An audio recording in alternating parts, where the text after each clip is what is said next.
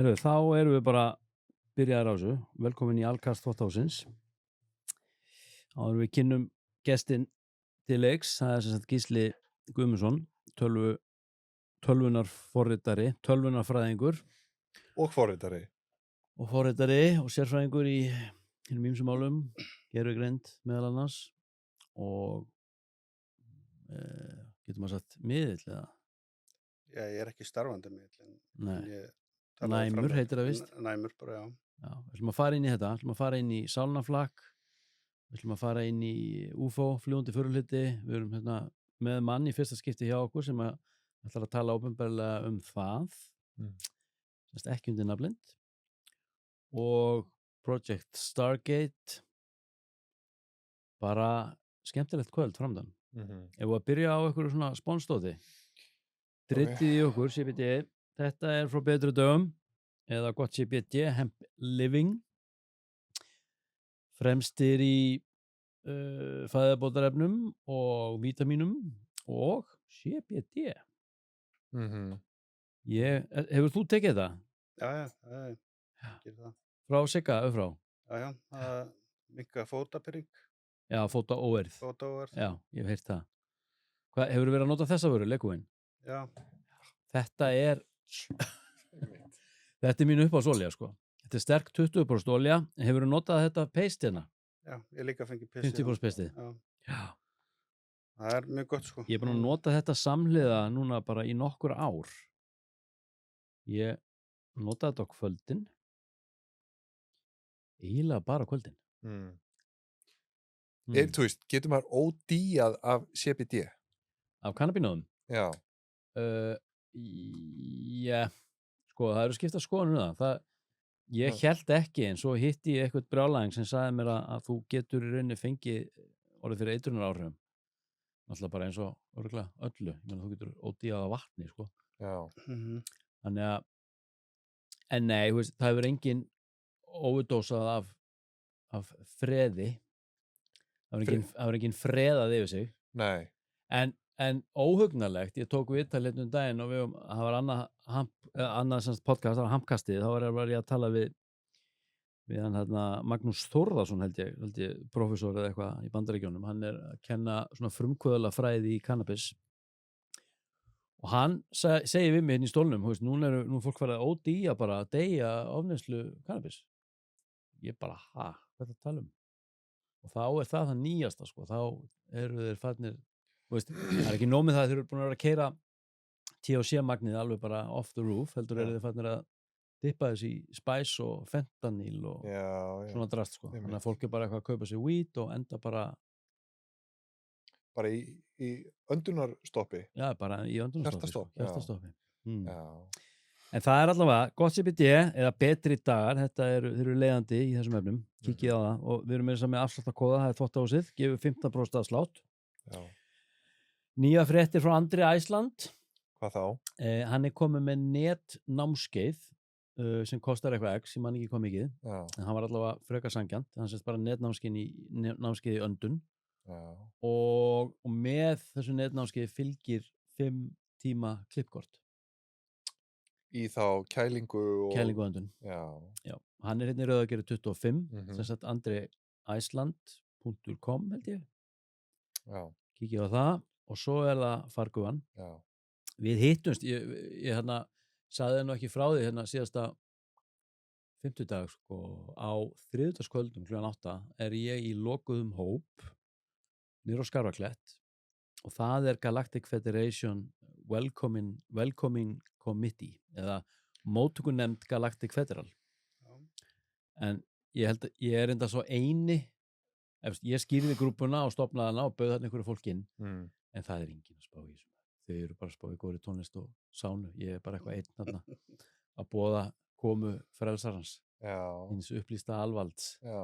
En það er semst fargufa.is. Nýr vagn á leiðinni. Það er nýr vagn á leiðinni. Já. 30 manna vagn.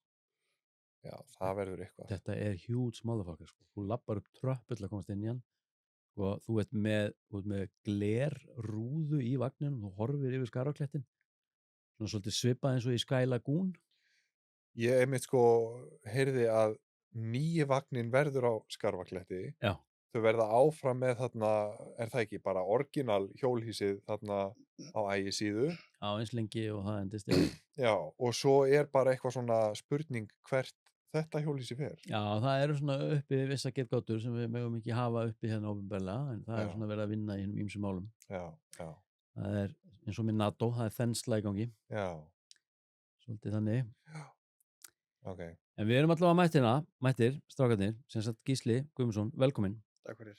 Þarna við tölum, við hittumst síðasta 50 daga hjá Sálarrannsóknarfélaginu og hérna mjög áhugavert að koma þarna inn, ótrúlega flott og falleg starfsemi hana, allavega á yfirborðinu, leit vel út, Já, já. Gerum okkur fýtt besta. svona húsakostur og góða aðstæða, ég meina, viljum við eitthvað skauta bara hratt yfir Sálarrannsóknarfélagi, hvað það er? Já, já, sko, ég í stjórn Sálarrannsóknarfélags Mm og það sem að við gerum náttúrulega að miðla það framleiðinu til þá sem eru lifandi, -hmm. einhvern sem að hefur mist einhvern eða svoleiðis.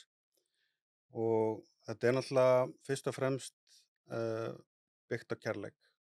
Þannig að það bara, við gerum okkar besta til að bara bera kærleikan út, sko. Svo náttúrulega erum við með hugleiðslu hópa líka og svona þróunarhópa sem að ef fólk hefur áhuga fyrir þessu þá geta komið og þróa sinn hæfileika meira ef vill. Næmleikan. Já, næmleikan. Næmleika fyrir hverju þá? Bara eins og að tala við hennar framleiðinu, þú veist, hvernig þú færði upplýsingarnar, hvað það sem að þú ert að gera til að svona koma þér í þetta ástand, til að segja svona trans ástand. Hvernig kemur maður sér í trans ástand? Þetta fyrst og fremst bara hugleiðsla. Róakerfið, gefa eftir. Hugsa jákvætt og þeir sem eru svona með manni, svona, hvað maður segja, maður alltaf með eitthvað teymi með sér sem að aðstofa sig og komið sér rétta staði. Svona einhverja engla eða? Já, getur kallað englar eða bara aðstofamenn. Þessir aðstofamenn, trúir því, er þetta raunverulegt fyrirbæri?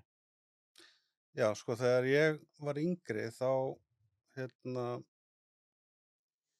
var ég alltaf að tala við einhvern sem að var svona,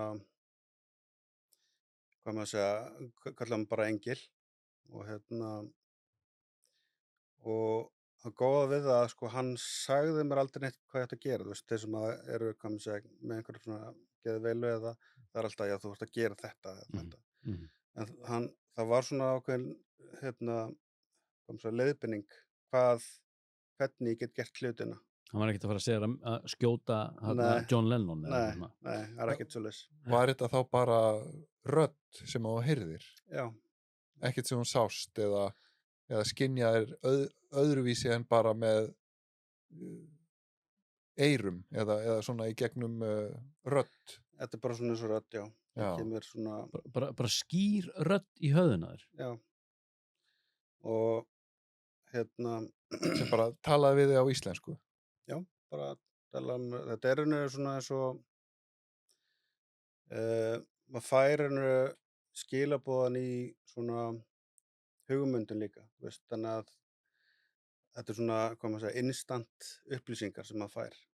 Maður pælir í alls konar hlutum, af hverju hlutirnir eins og eru, eins og af hverju maður þunglindur eða eitthvað svoleiðis og þá kemur hann oft inn og segir, já, hvað heldur þú að sé? Þú veist, er eitthvað sem þú ert að gera sem að er kannski mögulega að valda þunglindinu? Þú veist, það er alls konar svona leiðbeina manni áfram á rétta staði.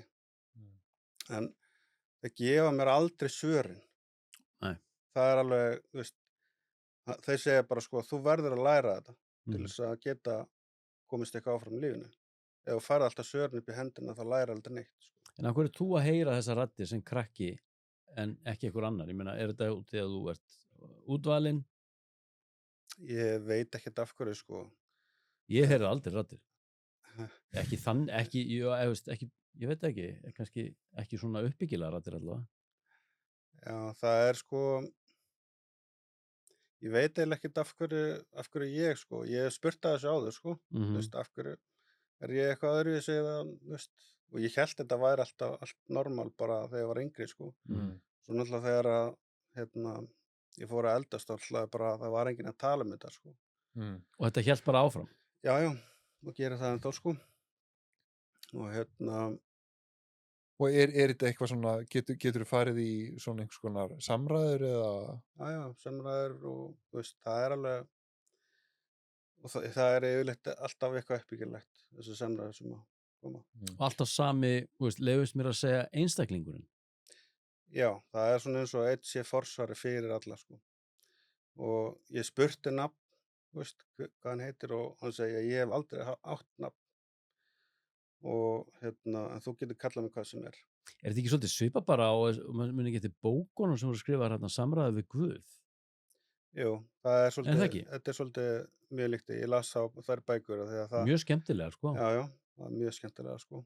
En hvað, upplifir þetta sem, sko, þú veist, er þetta ekki þú? Ég hélt það fyrst, sko. Það væri ekki, þú veist, það væri kannski ég sem að væri svona að tala um, en Þú með ríkt ímyndunarafl. já, ég meina, þú veist, en svörin voru svo beyond me, þú veist, ég myndi aldrei detta þetta í hug, sko, þú veist, hvað er það sem að, þú veist, eins og svara það að, ég þurfi að læra hlutinu sjálfur, þú veist, akkur ég fæ þetta ekki bara upp í hendurnar, sko, þú veist, það er svona svör sem að mér myndi ekki detta í hug. Og þetta er svona eins og, þú veist, maður er með innri rödd sem maður tala við sjálfan sig og svo er þessi, hvað maður segja, æðri rödd sem að tala líka við mig. Já, en er þetta ekki bara eitthvað svona, þú veist, er þetta ekki bara dulvitundin í þér? Ég meina, þú veist, er þetta ekki hluti af hverjum einasta einstakling en bara fer eftir kannski næmni hvers og eins, hversu mikið aðgengi við höfum að okkar eigin dulvitundi sem allir hafa? Það getur verið, sko. Þannig að þetta sé í rauninni hluti af þér. Þetta er ekki utanaðkomandi afl sem velur þig, eitthvað líkama sem einhver sál hefur tekið sér bólfestu í eitthvað next tíma.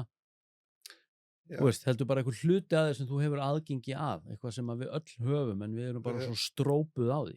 Já, það er sko, ég held að þetta sé ekki svona eins og, hvað maður segja, external. Nei, Þetta er að því ég farið í sálnaflakk líka já, og og hef lært alveg ótrúlega margt þar, þá hef ég lært til dæmis það að allt sem að við erum bara eitt. Skilurðu, það er eins og Guð, við erum bara hluti af Guði og Guð er hluti af okkur, sko. Þannig að hvort sé external eða ekki, ég held að sé ekki til neitt sem þetta er external. nei, því þannig erum við einmitt fannir að tala út frá sko, hugtæki eða semst aðgreiningar í rauninni. Já, en mér finnst þetta áhugavert sem að þú sagði, sko, að því að þú myndist eiginlega strax þarna á einhvers konar geðveiki, sko, að því að, sko, það er bara mjög algengt að fólk sem er að kannski sérstaklega fást við eins og geðklofa og svoleiðis, það er mitt, eins og þú sagði, heyrir raddir sem eru þá oft bara svona einmitt að skipa fyrir og eru þá með eitthvað svona mjög neikvætt og niðurdrepandi og aldrei uppbyggilegt og þú veist, ég var að vinna á sko geðsviði í, þú veist, nokkuð tíma og það var einmitt bara sko aldrei neitt jákvætt sem kom frá þessum röddum, sko. Og svo hef ég verið að velta því fyrir mér, sko, þú veist, af hverju er aldrei neitt, sko, jákvætt og uppbyggilegt. Að, ég meina, hvað ef þetta er þá, sko, hin hliðin á þeim peningi, það sem að, sko, þú veist, raddirnar eru þá í raun og veru bara uppbyggilegar og hjálpsamar og hvetjandi og jákvæðar. Svo tala þá bara eitthvað Guð og djöfulin eitthvað svoleiðis. Ég meina, þú veist, allavega, er við þarna með allavega, sko, einhvers konar þarna, þú veist, 2 póla eða 2 öfgar, það sem að, þú veist, annar er kannski þá frekar að einhvern veginn að reyna að draga þig niður og bara, þú veist, kveik í þeir á meðan hinn er... Og stuðla að aðgreiningu. Já, þú veist, stuðlað bara einhvers konar þá frekar, þú veist, niðurbroti. Og á meðan hitt gæti þá verið einmitt svona einhvers konar upplifting og sameining. Einmitt. Ég get náttúrulega ekki svara fyrir þetta sko, en það sem ég get sagt að ég fór til geðlæknis og talaði þetta og saman með sko Saman sem unglingur eða? Já, sem unglingur. Það hefur verið svona þegar 15-16 ára eða eitthvað. Ég ekki með nákvæmlega tölu á því hvað ég var gamall. Og þá sagði hún sko, veist, að þetta eitthvað annað en geðklofi. Veist, þetta og að góða við það sko að hún þekkti þetta mjög vel. Já. Þannig að hún sagði sko þú getur annarkvært lokað á þetta. Veist, farið til Sarvarsson félagsins og fengið einhvern til að hjálpa til að loka þetta. Eða þá að þú getur byggt þetta upp. Hún semst verið þá semst andlega þengjandi sjálf. Já, það hlýtur að vera sko. Já. Og það hjálpaði mér svolítið svona áfram að átta mig á því sko hvað þetta væri og svoleiðis. Hvernig voru foreldrarnir þínir hræddir því hvað þetta var þar? Nei, reyndar ekki sko. Með mig þau voru ekkert neitt. Mamma var reyndar pínu svona hrædd að, þú veist, sérstaklega út af sálnaflakki að ég myndi bara vilja vera þar sko. Hvað ertu að tala um? Sálnaflakk? Já, sálnaflakki þegar þú ferð í svona djúp svefn eða ferð að sofa eða mjög góða hugleiðslu, þá í raun og veru sálin eða orkulíkaminn sem að fer út fyrir þinn líkama. Efnislíkamann. Og skilur hann eftir. Og þá getur þú fara að gera alls konar hluti. Þú getur fara að fljúga yfir jörðina eða yfir skýin eða fara á tunglið eða aðra plánetur og hitta aðrar verur og alls konar skemmtilegt. Og þú fórst að lenda í þessu? Já. En þetta eitthvað sem þú hlýtur að lenda í til að byrja með? Já, þetta byrjaði sko þegar ég var barn sko. Og ég náttúrulega þekkti ekki, hélt að væri bara eðlilegt sko. Bara þegar þú varst að fara að sofa eða? Já, ég fór að sofa og þá vaknaði ég og þar var ég bara fyrir utan líkamann og horfði á sjálfum mig bara, Og bara eins raunverulegt og þú situr hér nú? Já, og í sum tilfellum voru raunverulegra. Hvað meinarðu með því, raunverulegra? Já. Það bara einhver önnur skynjun sem kemur inn sem við vanalega höfum ekki aðgang að? Já, þú getur ímyndað þér bara þegar þú dreymir og vaknar daginn eftir, þá fattarðu það að draumurinn var ekki raunverulegur, heldur raunveruleiki núna raunverulegur. Og það basically sama með þetta. Þú ferð út og áttar að þetta miklu raunverulega heldur en sko þessi físíski heimur. Þetta hlýtur að vera mjög svona, hvað myndi að segja, svona addictive ástand, ekki? Nei. En þá þetta samt sem áður eitthvað sem að þú öðlast samt meðvitund í þessu ástandi. Já, og það til annað sem heitir lucid dreaming, það sem að þú áttar þig á því að þú ert að dreyma, þá ertu með meðvitund sko á meðan þú ert að dreyma og getur að fara að gera alls konar svona stjórnardraumunum sko. Þetta næsti vinkill fyrir ofan það, þá ertu bara, þú ert ekki að dreyma, þú ert fyrir utan.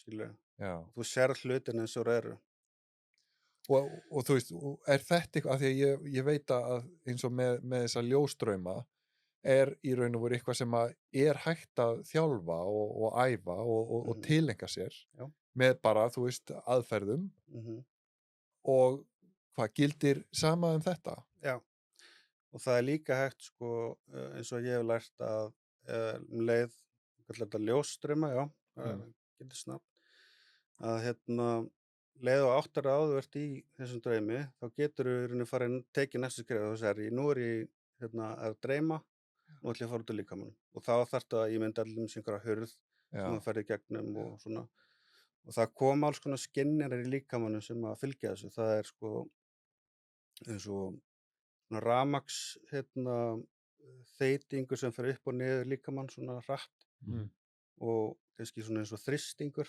pínu og svo á einhverju tímapunkti þá finnur við sjálf að það lyftast upp bara eins og sért að fara upp í loft sko. Ertu þá að losna úr efnislíkamann? Já. Vitundinni sko. Og það ekki beint vitund, heldur bara efnislíkamann þegar vitundin alltaf til staðar sko. og stundum heyrir maður svona ákveðin hljóð eða einhver svona óþægileg hljóð eins og sprengingar eða klapp eða hurð lokast eða eitthvað svona sem að hvað maður segja, gerist þegar að sem sagt, þú ferð út, það er svona trigger, einhver ákveðin trigger sem að og sum tilfellum þá verður maður svona hálfgerðlega frosinn í líkamanum. Þú Já. veist, líkaminn er alveg lamaður, þú getur ekki hreyft, þú veist, þú getur ekki opnað munninn, þú getur ekki talað og þannig að og stundum kemur svona tilfinning eins og sé einhver nálægt manni og þá verður maður pínu hræddur, sko. Og það hefur oft verið talað gömlu konuna sem að situr á líkamanum eða brjóstinu og sígur út sálina sem að gera þetta svona pínu, hvað maður segja, erfiðara fyrir þá sem að eru trúaðir. Já. Að þeir sjá bara þetta er neikvætt, þetta hlýtur að vera einhver djöfull eða eitthvað. En eitthvað svona bara hryllingsmynd, Einhver hálfgerð. svona, já, en leið að maður sko kemst yfir hann ótta, þá getur maður raunir að fara út hvernig sem er. Ég lýsti fyrir þér þarna síðasta 50 í byrjun þessa fyrirlesturs sem við vorum þarna sem ég hélt. Einmitt ástandið sem ég fór í 2016. Það hefði gerst fyrir mig svona 3 sinnum áður. Það er einmitt þessi undarlega tilfinning þar sem að mér líður eins og ég sé tekin á annan stað. Og það var einmitt þessi undarlega líkamstilfinning þar sem að líkaminn, það var eins og hann sko, númer 1 var bara eins og hann stirðnaði allur saman, hann var bara einhvern veginn að einum hörðum klump og eins og líkaminn þandist einhvern veginn út. Það var mjög skrítin tilfinning og eitthvað sem að fylgdi þessu mikil vellíðan en þetta var eitthvað sem að ég hafði ekki upplifað áður. Ertu að segja, en ég sá ekki neitt í þessu ástandi, ég sá ekki sjálfa mig sitjandi í stólnum sem ég var í. Eina sem ég upplifði var bara mikil sæla og einmitt svona rafstraumar sem fóru upp og niður líkamann á mér. Þau komu fram í lit, sem sagt hvítt, þetta voru svo öldur og svo eitthvað ferli sem að kannski best lýst sem einhver skonar uppdráttur sem enda svo bara í allri birtu. En það var ekkert, það voru engin hlutir, ég sá ekkert, það var bara allt hvítt og það var algjört alsælu ástand. Myndirðu halda að þetta ástand sé einhvers konar útfærsla af sálaflakki? Já, ég myndi segja það. Já. Og þetta er sko eins og þessi birta sem þú lýsir, þetta gæti verið einhver vera sem að bara hefur komið til inn til að aðstoða. Já, var líka þörf á því. Þannig að þetta kemur í svona mismundi, hvað maður segja, útfærslum hjá hverjum einum, en það er alltaf sama tilfinning, það er einhver svona þrýstingur, einhver rafmagnstilfinning eða einhver svona furðuleg tilfinning sem gengur upp og niður líkamann. Og svo á einhverju tímapunkti þá einhvern veginn detturðu út, þú veist, annarkvort hvítt eða eins og ég hef fengið, það er eins og ég sé að fljúga gegnum stjörnur, þú veist, svona eins og Star Wars, það fer á ljóshraða, sko. Já. Það hefur verið svona svipað að það, sko. Og kemur síðan út úr því? Já, það er eiginlega þegar maður svona er að, eins og ég skilda er að maður sé að fara þá í aðra vídd, sérstaklega þegar maður er komið þangað, sko. Þú veist, þegar maður þá fer maður ekki í þennan physical heim eða fysiska heim, heldur þá er maður að fara aðeins lengra. Maður fara í aðra víddir. Því svo þegar ég kem aftur, þá sko átti ég erfitt með að fá, hvað ég segja, vitundina eða bara stýrikerfið aftur í líkamann á mér. Það tók tíma að losa hann og koma aftur inn í líkamann. Það tók eins og bara marga mínútur fyrir mig að geta farið að hreyfa útlimi. En svo ég þurfti einhvern veginn að púsla mér einhvern veginn aftur saman. Já, ég hef ekki lent í því, sko. Ég hef fengið svona eins og þegar ég fer mjög hratt tilbaka, þá fæ ég svona eins og, hvað maður segja, óþægilega tilfinningu í hnakkan eða bakið. En þú þurfst að segja, maður getur þjálfað þetta upp, því ég fekk þá tilfinninguna að þetta sem að ég lendi í þannig sumarið 2016 hafi verið eitthvað sem var þörf á og það var ástæða fyrir þessari reynslu á þessum tímapunkti út frá gefnum forsendum. En þú ert semst að segja að við mennirnir búum yfir þessum eiginleikum og við getum þá með hjálp og leiðsögn komist í þetta ástand. Já. En það mikil heilun í þessu ástandi. Það er það. Og það er það sem satt eftir hjá mér. Það var bara eins og ég hafði verið læknaður af því ástandi sem ég var í áður, sko. Það var bara lagað, bara komplett. Það var bara eins og það var bara okkur orkuhreinsun sem hafði átt sér stað. Eða áruhreinsun eða hvað það nú er. Já, það er bara mjög líklegt að eitthvað svoleiðis hafi átt sér stað, sko. Það er bara einhverjir þínir leiðtogar eða sem sagt aðstoðamenn, þínir englar hafa komið að aðstoða við þetta, sko. Þið upplýst alvald. Við upplýst alvald, já. En sko, hvað á maður að kalla þetta bara sálina sem að losnar úr efnislíkamanum? Ég kalli þetta orkulíkamann. Orkulíkamann sem svífur. Sem svífur, en þetta er bara svona fyrir almenna skilning þá er þetta kalla bara sálin, sko.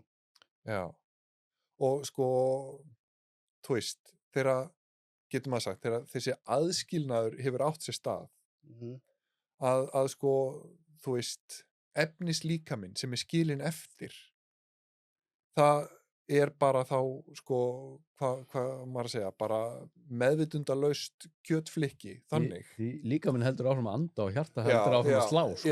Já, en sko málega það að þegar komin út, þá ertu tengdur með svona þræði í líkamann og allar upplýsingar sem að þú þarft að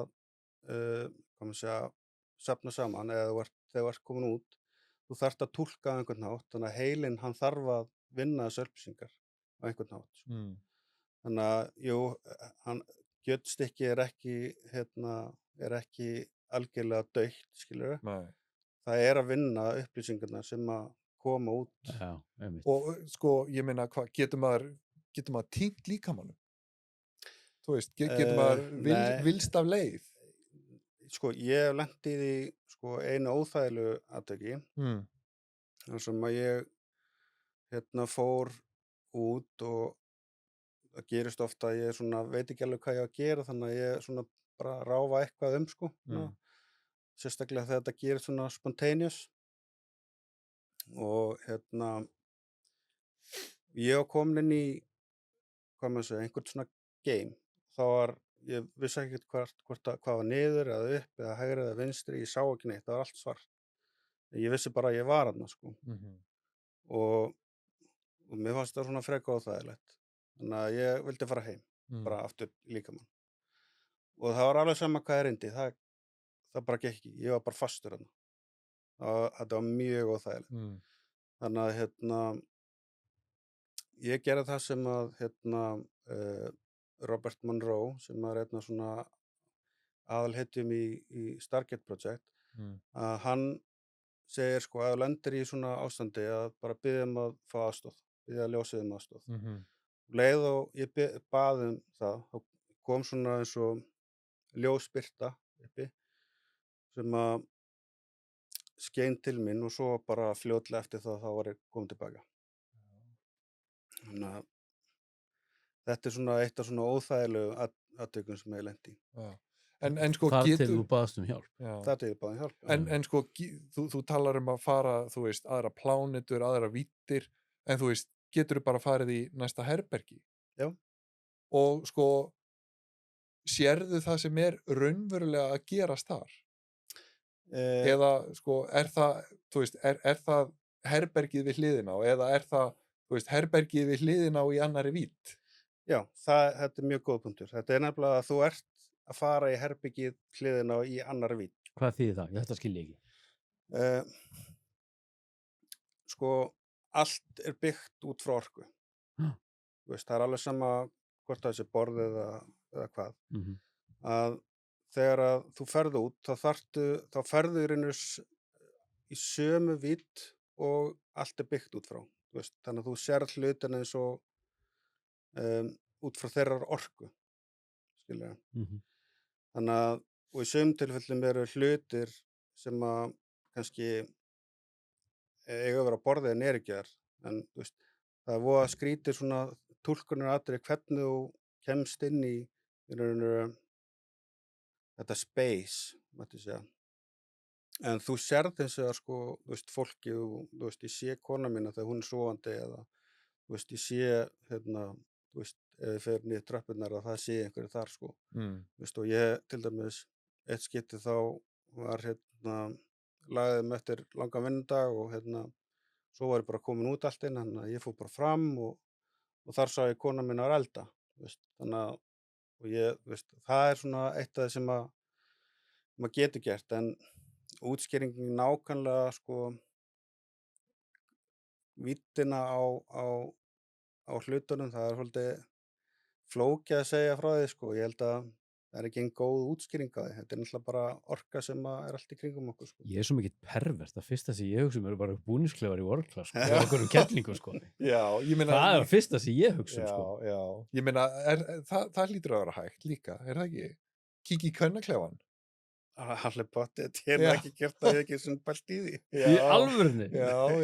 Nei, það er kannski þessna sem að þú hefur fengið aðgang að þessum hæfileikum, því að þú ert maðurinn sem hefur ekki einu sinni pælt í því sko. Já, það er mögulega það sko. Já, einmitt. Þetta er útlutunin. Já, við varum hérna bara komnir einhver staðar í einhverja bankakvelvingar. Það er líka sem ég hugsaði bara einhverju pinnkóðar og... Já, einmitt. Já, það er að gera ýmislegt sko, en maður þarf að fara svolítið varlega í þetta. Já, sko, þú veist, ég heyrði nú einhverja sögur af því að sko, þú veist, yfirvöld í Bandaríkjunum hafa nú sko gert ýmsar tilraunir hérna í gegnum tíðina og meðal annars með svona eitthvað sálnaflakk og hitt og þetta, og á tímum kaldastríðsins að þá hafi þeir verið með svona einhver teymi, einhverja sérfræðinga sem að þeir voru þá að reyna að senda eitthvað bara hérna, þú veist, yfir játjaldið eða eitthvað að njósnum einhverja sovjerska kafbáta og eitthvað svoleiðis.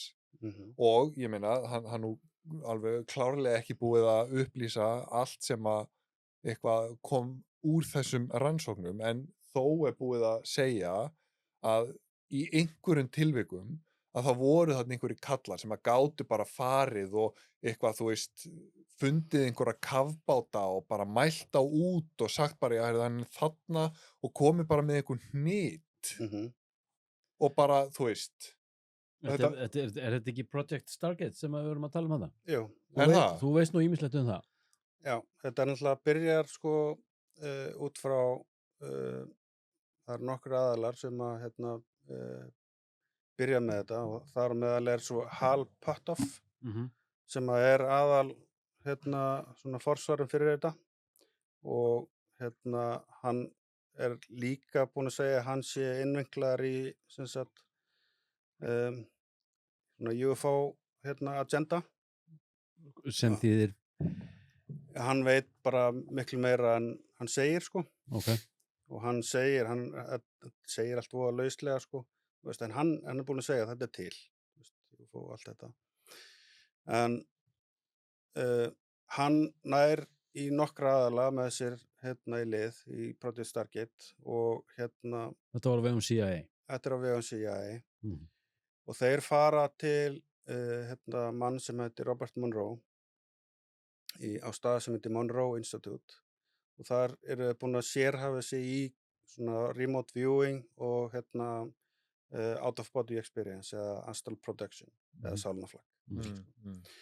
Og þeir nota þessi hljóð sem kalla binaural beats til þess að byggja upp ákveðna tíðni í heilanum. Er það þegar þú spilar mismunandi tíðnir? Já. Og þú notar mismunin einhvern veginn til þess að stilla af? Já, og þá kemstu í svo kallað theta wave í heilanum sem þá er sem sagt líkaminn sofandi en heilinn er vakandi. Og leið og þú ert komin út, þá getur þú fara að basically gera hvað sem þú vilt. Og þeir þjálfa þetta þannig að þeir getur verið sofandi, þú veist, og farið út en gátu samt talað á meðan væru, þú veist, samt skilaboð tilbaka. Og þeir sendu eitthvað lið til hans Robert Monroe og sem að kendi þeim hvernig á að gera hlutina og þar á meðal einn aðili sem heitir Ingo Svan Já, sem er einn frægasti remote viewer já, og hann hefur til dæmis uh, farið aftur í tíman frá því að það var líf á Mars og hann með komið með einhverja kenningar sko, hvernig var líf á jörðinni til dæmis, hvað er það og allt þetta UFO-dóttir eins og með píramídana og allt þetta fara að svona búa til ákveðna mynd af því, þetta kannski alveg rétt það sem Ingo Svan var að segja sko. Og þá var í raun og veru á Mars, þá var sem sagt, hvað maður að segja, svona eins og risar sem að fóru til jarðarinnar af því að það var bara Mars var að hvað maður að segja, þurrkast út sko. Og þeir eru að finna efni þarna á Mars sem að er ekki hægt að finna nema eitthvað stórt hefur gerst, einhver kjarnorkusprengja eða eitthvað risastórt. Þetta er svo bránaðan stein, bránað grjót og... Já, og efni, það er eitthvað þóríum eða ég man ekki nákvæmlega hvað var, þú veist, og og þeir, sem sagt, þessir aðilar á Mars koma til jarðarinnar og byggja upp þetta líf. Nefnir hann einhverja tímasetningu í þessu samhengi? Já, ég man ekki nákvæmlega hvað þetta voru einhverjum milljónir ára sko, eða 1000 ára eða hvað hann var sko. Og þetta er Ingo sem er að Ingo Svan sko. Já. Þetta er til með eitt dæmi sko, og það, þú veist, hann fer líka til tungsins og sér að það er einhver stöð þar sko. Og það er einhver gaur sem er með honum, sem er hjá CIA, sem veit miklu meira en hann segir, þess að hann veit miklu meira og að þegar þeir fara til tungsins Bandaríkjamenn, þá eru hluti sem hafa ekki sýnt fram á, þú veist, eins og myndir og svona Týndist nú bara mikið af þessu drasli. Týndist, já. Og hann svona, þetta er allt til á YouTube, þessi viðtöl við Ingo Svan sko, þannig maður er að lýsa þessu sko. En hvað Ingo í raun og veru sko, er það ekki, kemur inn þá frekar sem svona, hvað, þú veist, svona einhver andlegur einstaklingur, frekar en einhver njósnari? Hann kemur inn sem bara njósnari. Sem njósnari? Já. Já. Þú veist, andlegur njósnari. Já. Bara remote viewer. Remote viewer, sko. Já. Og og hann hjálpar í rauninu bandarísku leyniþjónustunni að finna fullt af hlutum eins og eitthvað rússneskt flak sem að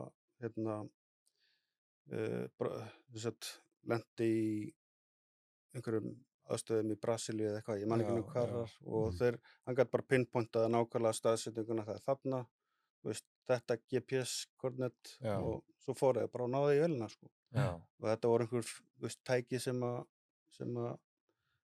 Rússar hefði ekki viljað láta af hendi. En það er alveg til sko gögn Project Stargate, bara opinber gögn sem hafi verið gerð opinber. Já, það er til skýrsla sem segir Project Stargate það var ekki að virka.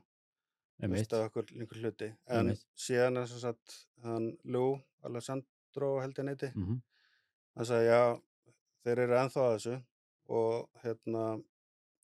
og það er upplýsingar sem er í skýrslunni er ekki sannar. Og það er líka, hann Hal Puthoff segir það sama.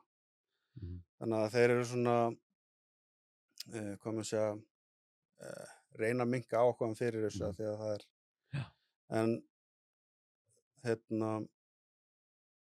já, nú man ég ekkert hvað ætla að segja. En hvað, Ingo, er hann ennþá lifandi? Nei, hann er dáinn. En áður fyrir mig þessar UFO-pælingar allar, ég meina, ég veist þetta svo skemmtileg pæling, þess að með risana á Mars. Svo er ég líka eitthvað að sjá, maður er algoritminn hjá manni og YouTube-inu mjög sérstakur, en það var eitthvað að tala um að það hefði líka átt sér stað stríð hérna á jörðinni milli einhverja ójarneskra risa og einmitt á stöðum hérna á píramídplatóinu sko, þú þarf ekki að fara langt hon í sandin, þú kemur rauninni bara að basically bara bránum sand sem að í rauninni bránar ekki og verður nánast bara glerin nema að komi, ég ætla að tala 3000 gráðu heitt umhverfi, sko. Manstu eitthvað hvað hann sagði meira í rauninni forsögu hérna okkar mannana á jörðinni? Þetta eiginlega svona the gist of it, mætti segja. Svona, ég ekki með nákvæmlega. Við vorum einmitt að tala þetta nefnilega áðan, sko, þú varst að tala eitthvað að jörðin væri í rauninni bara svona eins og skrúgarður og ekki bara höfum við mennirnir verið skapaðir og splæsti saman, heldur bara allt líf komplett eins og það leggur sig á jörðinni. Já, þeir náttúrulega áttu eitthvað því, sko, að tæknin, hvað hún fer mjög hratt í þróun hjá okkur, bara allt í einu. Já. Þú veist, tölvur og allt þetta. Og ekki bara það hvað maðurinn fer, þú veist, úr apa yfir í að vera hérna, þú veist, með einhverja greindarvísitölu og þú veist, þetta gerist bara svona. Já, veist, í því samhengi, já. Það eitthvað sem gerist á einhverju tímabili sem veldur því að við verðum bara allt í einu gáfuð. Þannig að Sumir vilja meina að séu sílósípin sveppir.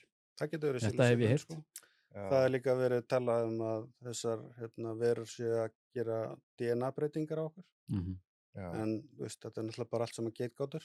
Ég meina það eru nú bara sko tilvitnanir í Biblíunni tíman þegar risarnir bjuggu á jörðinni. Hvernig þá? Já, þetta er bara sko, þetta er bara í, hvort þetta sé í fyrstu Mósebók, þetta er bara í Genesis. Já. Og það er einmitt talað sko tíman, já, þetta er sko tíminn þegar risarnir bjuggu á jörðinni og að þeir girndust konur mannanna. Ok. Já. Smá pervar. Já, og hvort það var, þetta voru kapparnir sem í fyrndinni voru víðsfrægir. Hvernig myndirðu skilgreina það? Já, það bara, þú veist... Víðsfrægir, hvað þýðir það? Að vera, bara svona, þú veist, þeir voru bara svona þekktir og merkilegir. Bara í kosmosinu? Já, bara, þú veist, túlkaði þetta eins og þú vilt, til þessi Biblían. Gerðu það sem þú vilt við hana.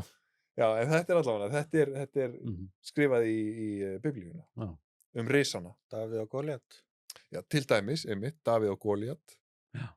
Og síðan einmitt nákvæmlega bara þessi saga, sko, sköpunarsagan hérna frá Súmerum og Assýringum og Babylóníumönnum sem eru sko, þú veist, alveg á pari ef ekki eldri en sko sköpunarsaga Biblíunar sem sko, ég meina, þetta eru sögur heimildir sem eru sko 2200 fyrir Krist og þar er verið að tala einmitt þessa Anunnaki sem að voru líka risar. Þeir voru risar. Ég talaði þá í því samhengi. Já, að þeir hafi verið bara, þú veist, stórir. Þetta var bara einhver tröll. Já, því oftast hefur þetta verið tekið þannig sko að það sé ekki verið að tala sko eitthvað líkamsbyggingu eða líkamlegt atgerfi heldur meira bara, þú veist, stórir hugar. Nei, ég meina... Stórhuga. Bara bæði, þú veist, það voru bara 15 metrar. Já. Shit. Já. Þannig að, þú veist, toppaði það. Já. Þannig við sagði við með einn hérna félagi minn sem ég talaði við síðustu viku, hann sagðist að það var farið inn í musteri Horus í Egyptalandi. Já. Þar einmitt, hann minntist hann á það, ekki bara hvað allt hafi verið brjálaðislega nákvæmt.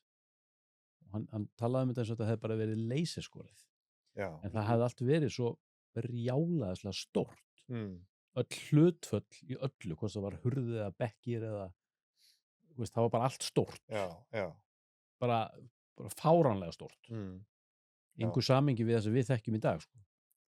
Og svo skrítið sko líka það inn í píramíduna, þarna fullt af teikningum og alls konar svona útskorningum hér og þar, sko. Og það er algjört myrkur þarna. Já. Og, þú veist, þá spurning, hvernig gátu þið séð? Þið gátu ekki verið með kyndla þegar ef það hefði verið, þá þurfti verið sót. Það finnst ekkert sót. Já. Nei. Þannig að, þú veist, hvernig sáu þeir? Við tölum þetta síðasta 50 dag. Það var þetta verkfærið þarna, þetta Tesla verkfærið þarna, þessi eins og kross með svona hring. Já. Já, ég veit ekki hvað það heitir, þú bara Já. leið á manneskja eða vera grípur þá bara nærðu ykkur stöður rafmagni eða hvað veit ég, þannig að þetta bara verður svo ljósapera. Já, ég ert að meina þarna egypski krossin. Já, kallar Ankh. Já, að það semst hafi verið, það rauninni þess að einhver þráður sem lýsir upp leið og þú nær tengingu við hann. Já. Hann dregur rauninni orkuna úr þeim sem heldur á kyndlinum. Já. Það er ýmsar svona getgótur en þetta er mjög spennandi og sérstaklega sem að gerast núna. Já, ef að fara aðeins inn á það, við höfum ekkert farið inn á það hérna í þvottahúsinu, sko. Þú búin að lesa þig vel þetta? Já, bara það sem að ég séð á netinu, sko, en það er náttúrulega, þú veist, ég segi, Þetta er umdeilt? Þetta er umdeilt, sko. Já. En ég er mjög spenntur fyrir framhaldinu, sko. Já. Já. Kannski bara, þú veist, droppa því hvað við erum að tala hérna. Vilt þú taka þetta eða ég? Þú ræður. Takk þú þetta, þú ert svo góður að útskýra svona. Þetta er, sko, 2 ítalski vísindamenn sem að, er þetta ekki rannsókn sem var gerð 2022? Það voru gerð 2 rannsóknir. Ein 2022 Já. Og ein var, hvenær var hún, þessi nýjasta? Það var bara rétt áður en að þeir komu tilkynntana. Já, hún var svona tilkynnt 15. mars og það er komin lengri 4 tíma tilkynning eða sem sagt kynning á þessu verkefni, hún er reyndar á ítölsku en þetta þykir mjög umdeilt. Þeir notuðu nýja tækni sem hefur með skönnun að gera, svona svipað eins og ratan ef þeir eru að nota hljóðbylgjur. Þannig að þeir tóku allavega hennin miðju píramída, ekki þannig staðista hennin í miðjunni sem ég man ekki alveg hvað heitir. Kafes. Skönnuðu hann og sem sagt yfirborð í rauninni, yfirborð svæðisins sem að píramídarnir á og þeir fundu til að byrja með 5 áður óþekkt rými inn í þeim píramída sem svipaði til svokallum King's Chamber bara upp á hár og þetta eru rými sem ekki hafa verið uppgötvuð áður og þau sjá það á þessum skönnunum og svo sjá þeir sívalinga eða síló 8 stykki sem að fara neðan úr píramídunum frá botni píramídans og niður í gegnum bergið 645 metra niður eftir þessum sílóum sem náttúrulega vita ekkert hvað þar er einhvers konar gormlaga strúktúr, einhvers konar coil, svona svipað eins og koparcoil sem að setja úr hann í plöntur og svoleiðis niður alla leið hérna 645 metra og þaðan komaði niður í 2 pörum, 4 og 4 og í 2 svona teningslaga rými eða kassa, 2 kassar 4 síló á hverjum kassa og kassarnir eru 80 sinnum 80 sinnum 80 metrar og svo sjá þeir einhvers konar rými eða einhverja strúktúra hvort þau séu gerð af einstaklingum eða mönnum eða verum eða hvort þetta sé hellakerfi, vita það náttúrulega ekki niður í alltaf 2,5 kílómetra dýpi.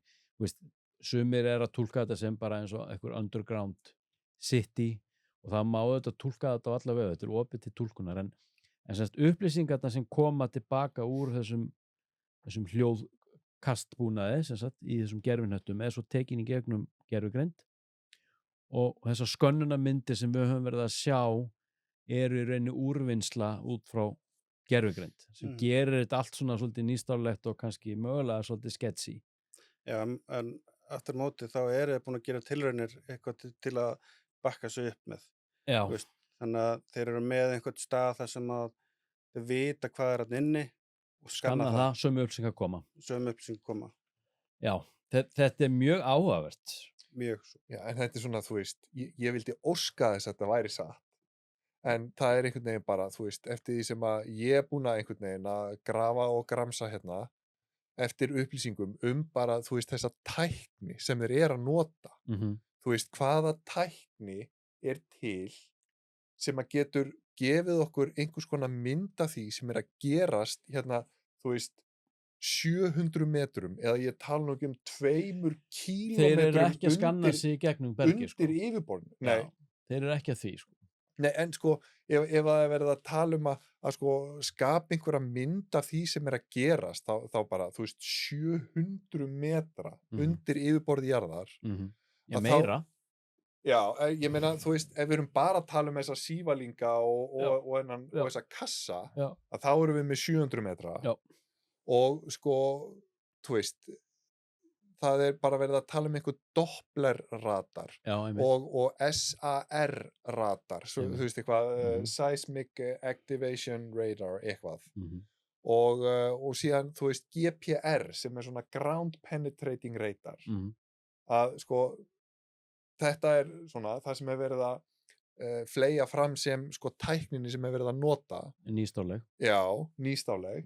En samt ekki sko, að því að sko þessi GPR, Ground Penetrating Radar, er eitthvað sem að sko við bestu aðstæður getur þá sko mögulega 2 metra kannski eitthvað. Nei, ég held að sko ef að það er sko, og þá talaður sko sandur er vist mjög gott þarna undirlag til þess að skanna í gegnum, þá gætu þeir verið sko 10 til mögulega 30 metra undir yfirborðið, fá svona einhverja mynd. Og hitt, þetta Doppler-radarinn og hinn þarna, þetta eru sko einhverjir veðurradarar sem að eru bara notaðir, þú veist, hafa allavega hingað til bara verið notaðir á yfirborðinu.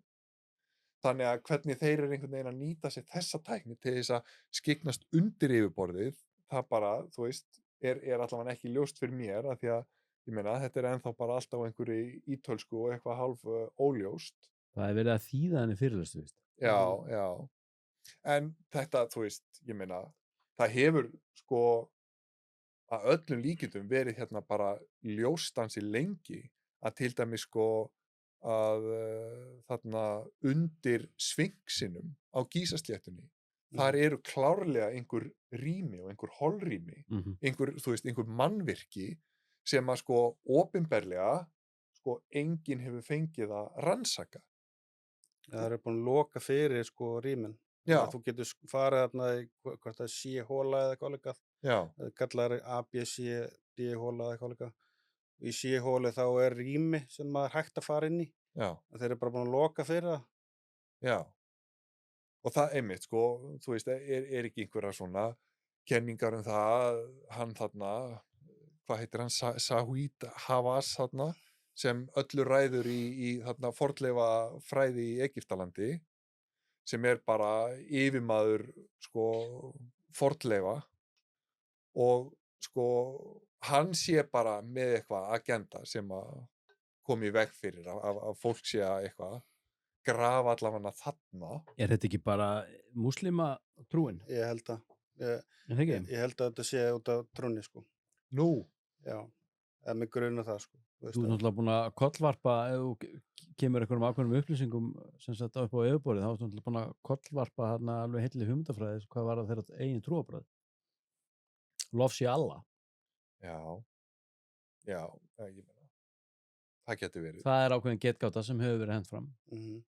Að hvað? Að það sé einhverjar upplýsingar þarna og einhverjar... Það er bara þarna eitthvað meira, eitthvað í einhverju forsögulegu samhengi, það er bara einhver saga þarna sem að hefur með uppruna í rauninni alls lífs og jörðin að gera, eins og við erum búin að vera að tala hérna og fyrir vikið getur við tekið í rauninni bara öll trúarbrögð sem að við þekkjum fyrir utan kannski þarna trúna á Galactic Federal og það sem við erum búin að vera að ræða hérna það er öll bara þurrkað út, þetta er bara einhver uppspunni. Já. Missir gildi sitt. En að minnstakosti, þú veist, þessar hugmyndir sem er verið að ræða hérna núna með þessar stólpa þarna og þú veist, og fólk er að tala að þú veist, einmitt þessi hringstíi eða hvað sem þetta er þarna sem á að vefjast þarna í kring, að þetta sé, þú veist, einhverjar þarna Tesla coils sem að er svona... Fólk er náttúrulega bara að tala. Já. Þetta er náttúrulega, þú veist, þetta er mjög nýtt. Já. Og, þú veist, það er ekkert meitlað í steina ennþá. Já, það sem að stendur inn í píramítunum, það er... Já, fyrir utan það, sko. Já. En, þú veist, þeir alltaf gefa sér núna ár til þess að, vera meiri skannanir og koma með eitthvað meira kjöt á beinin, sko. Eru það nýjustu fréttir? Já, út frá, sko, ég horfði hlutaðan fyrirlestri þarna ítalska og þar var búið að þýða yfir á ensku. Ok. Og þá að tala sko, þeir ætla að gefa sér ár til þess að skanna í frekari rannsóknir. Í frekari rannsóknir, sko. En eins og segja, þetta náttúrulega ekkert allt saman meitlað í stein ennþá. Nei. Þetta náttúrulega bara, það ekkert peer review búið að fara í gegnum eða neitt svoleiðis, sko. Þannig að, það kemur bara ljós í raun og veru eftir þessar nýjustu rannsóknir sem að verða núna næsta árið, sko. Og hvort að þær verða leyfðar eða ekki, veit ég ekki. Það er náttúrulega, þetta allt sem bundið þarna þessum sæt þarna. En þeir þurfa náttúrulega engin leyfi ef þetta er framkvæmt úr gerðarhnöttum. Það er kosturinn við það. Já. Þau þurftu engin leyfi til þess að útfæra þessar rannsóknir sem þau gerðu núna allavega. Nei, kannski ekki. Það var kosturinn, því annars hefðu þeir mjög öllum líkindum aldrei fengið að fara þarna inn. Nei. Því þetta fyrir þeim er þetta mitt meitlað í stein. Já. Sagan er sögð. Já. Eftir sem aður, þá er allavega mjög spennandi hlutir að gerast. Já, mér, já, því finnst þér þetta að vera, fyrst ég sagði þetta, ég alveg sópaði þessu út á borðinu, sko. Bara enn eitt ruglið, sko. En finnst þér þetta að vera eitthvað til þess að halda í? Til þess að vera einhverju leiti marktækt? Sko, það er náttúrulega, maður tekur öllum með fyrirvara. Maður verður að gera það.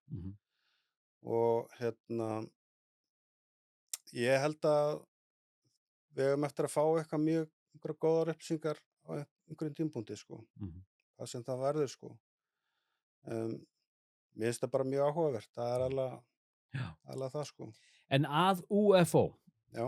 Hvað þarna, nú sagðirðu mér í síman í dag að 3 sinnum þá hefur þú komist í, þú hefur fengið að sjá flygildi á himni. Hvað, viltu fara yfir það með okkur? Já, við skulum bara byrja frá fyrsta skiptinu. Já. Það var sem sagt ég og félagi minn, við fórum, sem sagt ég bjó út á Seltjarnarnesi og fórum út á bryggju, það er svona bryggja sem að björgunarsveitin er. Já. Og það var svona lítill kofi og fórum átt þar og vorum að fikta við að reykja sígarettur. Ég var 16 ára, 17 ára og fórum stundum þangað og vorum bara að horfa upp í himinn og vorum að spjalla hitt og þetta, sko. Og þá tekur félagi minn eftir einhverju mjög skrýtnu ljósi sem að er svona suðvestur frá bryggjunni. Og við horfum á sem sagt þetta, hann bendir mér á þetta og ég sé þetta og þá er þetta svona ljósstipill sem fer í alls konar áttir eins og seta vaff og mjög hratt og stoppar og svo fyrir í aðra áttina og bara 90 gráða beygir og alls konar. Og ég svona klóra mér í hausnum og bara, hvað er nú þetta, sko? Og svo bara skýst þetta eitthvað norður, sko. Var þetta, er þetta áallega einhverja fjarlægð? Sko, í minningunni? Nú er ég bara að giska, sko, en þetta er svona, ég myndi segja að þetta hafi verið kannski í 70 fetum eða eitthvað líka. Ég myndi giska, sko. Já, þannig að þetta er svolítið hátt, sko. Þetta er hátt. Já. Og þetta leit út bara eins og svona ljós orb, mætti segja. Þetta er bara eins og stjarna, basically. Já, þetta er svona eins og stjarna kannski skærari, fannst mér. Já. Hvítt ljós. Hvítt ljós. Já. En ekki sem sagt jafnar hreyfingar með svona jöfnum stefnubreitingum heldur meira þetta var allt bara svona tikk-takk hreyfingar. Svona borðinskúla. Já, bara stoppar og Var þetta eitthvað tími sem þið horfið á það? Þetta hefði verið kannski svona 20 sekúndur kannski. Já. Þetta giska. Og þetta er einu af það sem að fékk mig til að fá áhuga að ná svona furðuhlutum og ég fá, sko. Og seinna skiptið þá var ég aftur á Seltjarnarnesi og ég var svo að koma úr partí og þruma. Já. Nei, sko. Þessi var rétt hjá. Þessi var rétt hjá, sko. Þessi er rosaleg. Vá. Hressandi að fá smá þrumu við þér. Geggjað maður. Vá, hvað var nálægt maður. Já. Þetta leið bara sekúnda milli blossar, sko. Já. En já, þess að ég var var sem sagt í partíi. Já. Ég var ekki búinn að drekka mikið, kannski 2 bjóra. Já. Ég er ekki mikið fyrir áfengi, þannig að ég drekk ekki mikið. Já. Þannig að ég fer sem sagt og hringi á leigubíl, ég er sem sagt á miðbrautinni, var að labba niður. Sé ég svona ljós, það var mjög lágskýjað og þar sé ég sem sagt ljós rétt fyrir ofan skýin, það sem kemur svona birta niður. Og ég veist með við stærðina, þá er þetta kannski svona 2 rútur í lengd, eða 2 strætóar. Og ég horfi svona á þetta og þetta er bara beint fyrir ofan mig, fer sem sagt allavega leið út á golfvöllinn. Já.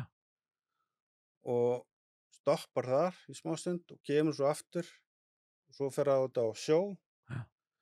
Og þegar þetta kom út á sjó, þá kemur leigubílinn millinn og ég er svona bendi upp og hann horfir svona upp og það leið örugglega svona 5-6 sekúndur sko, við vorum bara einhverju sóni sko. Já. Þannig að leigubílstjórinn sá þetta líka? Já. Og ég fer inn og inn í bílinn og þetta var mjög skrítið og ég segi hann bara hvert ég að fara og svo bara við ræðum ekkert saman. Það er bara, við erum í einhverju sóni. Þetta er voða skrítið. Já. Og þannig var þessi saga. En þetta var þetta ílangt ljós eða var þetta alveg kringlótt? Já. Og ég velti líka fyrir mig sko hvað þetta hafi verið ljóskastari sem fór upp. Nei, þegar ef að það hefði verið sko kastarinn sem sagt beinin í þanga þá svona ílengst sko, eins og kastar að gera. Eins og kastar gerir. En þetta var alltaf sam stærð. Sko. Já, bara punktur. Það var bara svona punktur. Já. Og svo var það sem sagt í 3. skiptið og þá var ég einn og það var bara nýlega, það verið kannski svona 2 ár síðan. Og það var sem sagt, ég er hérna hjá Bústaðakirkju. Hérna rétt fyrir ofan. Rétt fyrir ofan, já. Horfi í átt að Breiðholti. Þú veist, það var eins og með átt að horfa þangað. Það var bara eins og einhver segja, horfið þangað. Og ég horfi. Á myrkur eða? Já.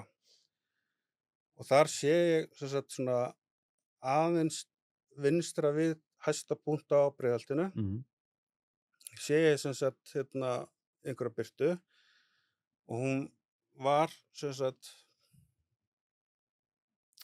hún var í 2 litum, hún var í svona smá grænlett og hvítt. Og ég hef séð stjörnuhrap sem hefur verið grænt og það þú veist, fer alltaf svona niður sko. Nema hvað þetta var alveg stöðugt í svona 3-4 sekúndur og svo bara í átt að Reykjanesinu. Alveg bara á milljón sko. Ekki dróni eða neitt svoleiðis? Nei, ekki svona hratt, nei.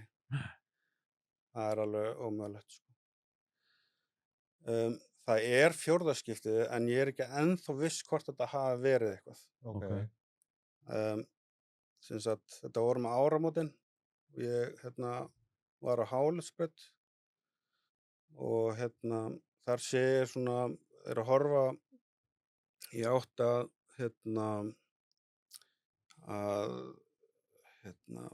Bláalónina þar. Já. Og þar sé ég sem sagt 4 rauð ljós, ég held að það var bara blis sko, just, sem að sér áramótin. Nema hvað þessi 4 ljós voru alveg samstillt og sem sagt í staðinn fyrir að þau fóru niður eins og blis gera, þá fóru þau upp. Þú veist, en ég segi, þetta er bara eitthvað sem að ég sá og þetta var alveg sko í nokkra mínútur sko. Þetta var ekki, þú veist, 10 sekúndur og svo bara niður og svo fór það bara upp skýin og svo upp, svo sá ég eitt meira. Þú sást nú ljósmyndina sem ég sýndi þannig á 50 frá Reyðarfirði. Það voru 4 ljós samstillt. Já, þessi voru rauð. Sko. Þessi voru rauð. Já. Þannig að gæti verið blis sem að hefur verið skotið upp og svo hefur verið eitthvað updraft sko. Já. Mögulega, ég veit það ekki. En þetta var greinilegt samt sem var. Já, þetta var alveg greinilegt sko. Já. En ég meina sko, þú veist, talar hérna að þú heyrir hluti sem að aðrir heyra ekki og ég meina getur verið að þú sjáir líka hluti sem að aðrir sjá ekki. Þá ertu að tala furðuhluti eða Já, til dæmis, bara þú veist, ef við tölum bara þessi ljós til dæmis, af því að ég meina þetta sem að þú ert að lýsa, ég meina þetta eru svona bara einhver ljós og ég meina ljós náttúrulega bara ferðast á einhver ákveðni bylgjulengd og við erum náttúrulega bara einhvern veginn misnæm og sjáum misvel og misilla og ég meina kannski eru sum okkar hérna betur til þess fallin að þú veist, sjá ákveðin ljós á meðan aðrir sjá ekki neitt. Við sjáum upp að einhver ákveðni ljóstíðni og heyrum upp í einhver 20.000 hertz eða eitthvað í hljóði. Já. Ég bara hreinlega get ekki svarað þessu sko. Ég náttúrulega bara með hvað ég get metið sjálf mig sko, en ég náttúrulega get ekkert metið hvernig aðrir sjá hlutina sko. Nei. Þannig að En allavega hvað, í 2 af þessum tilvikum að þá ertu með einhver með þér sem að sko deila þessari reynslu. Já, félagið minn, hann náttúrulega skrýtna við það að við höfum ekki talað þetta. Þetta alveg, þú veist, þetta var alveg augljóst, þetta var eitthvað mjög furðulegt sko. Já. Og við höfum svona minnst á þetta einu sinni tvisvar kannski. Já. Við höfum aldrei talað þetta. Hann, svo náttúrulega veit ekkert hvað bílstjóri þetta sko, þannig að ég get ekkert. En áhugavert samt sem áður. Já, mjög. En sko bara eins og í sálnaflakkinu, hefurðu einhvern tímann sko þá farið sko út fyrir þennan heim og hitt einhverjar vitsmunaverur annar staðar? Já, ég hef gert það. Það eru 2, sko, ég hef oft lent í því, sko, en svona það eru kannski 2 skipti sem að svona er minnistaðast. Fyrra skiptið þá sem sagt bað ég sem sagt að fá að hitta einhverjar verur bara frá öðrum netti.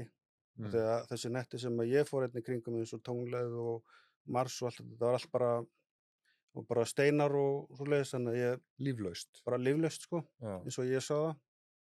Og það var einhver ekkert áhugavert. Það voru einhverja steina sko.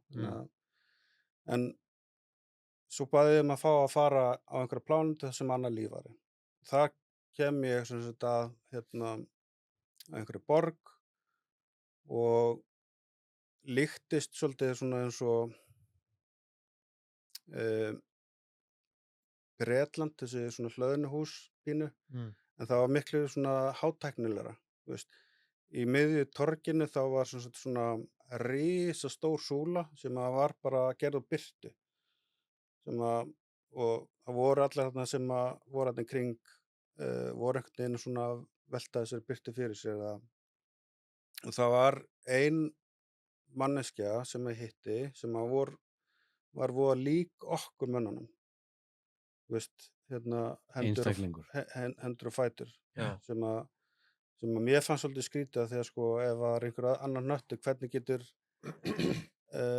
önnur vera verið með nákvæmlega sömu svona útlimi eins og við. Og voru hinir það ekki, hinir einstaklingarnir? Jú, voru allir eins sko, voru hærri, aðeins hærri og mjórri. En lituð, þú veist, voru með hár og allt svoleiðis sko. Í fötum og svoleiðis.